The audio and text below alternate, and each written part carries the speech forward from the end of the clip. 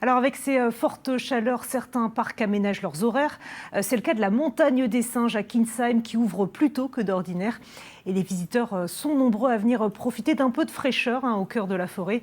Quant aux habitants des lieux, les macaques de Barbarie, eh bien, ils se portent à merveille. David Sandona, Cathy Hubert. Dès les premières heures de la journée, les visiteurs affluent à la montagne des singes. Je viens à la montagne des singes pour être en forêt, pour avoir moins chaud.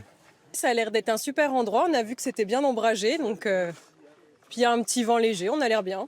Ici, à Kinsheim, le thermomètre semble s'être arrêté quelques degrés plus bas. Sous la voûte des arbres, les allées ombragées offrent une parenthèse bienvenue, loin de la chaleur écrasante des centres-villes. Le jeune homme voulait vous poser la question pour savoir si en cette période de canicule, les singes n'avaient pas trop chaud. Donc en été, comme vous pouvez le voir, ils ont un pelage qui est beaucoup plus court pour s'adapter aux fortes températures qu'on a. Ils vivent dans une forêt qui est très ombragée, où il fait frais avec beaucoup de points d'eau, ce qui permet aux jeunes du coup de jouer autour de l'eau, de se rafraîchir quand il faut. Pour préserver le confort de tous, le parc s'est lui aussi adapté à la canicule. Pendant une semaine, ouverture des portes à 9 h, 1 heure plus tôt qu'à l'habitude. C'est une expérience que nous faisons.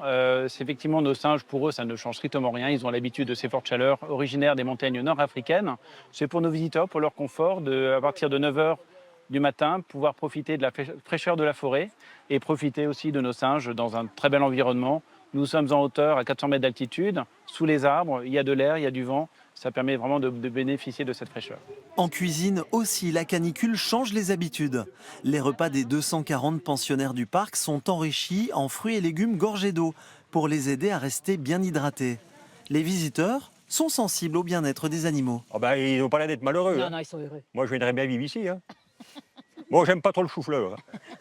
Chaque jour, 3000 visiteurs franchissent les portes de la montagne des singes. De quoi s'offrir une parenthèse de fraîcheur au milieu des animaux.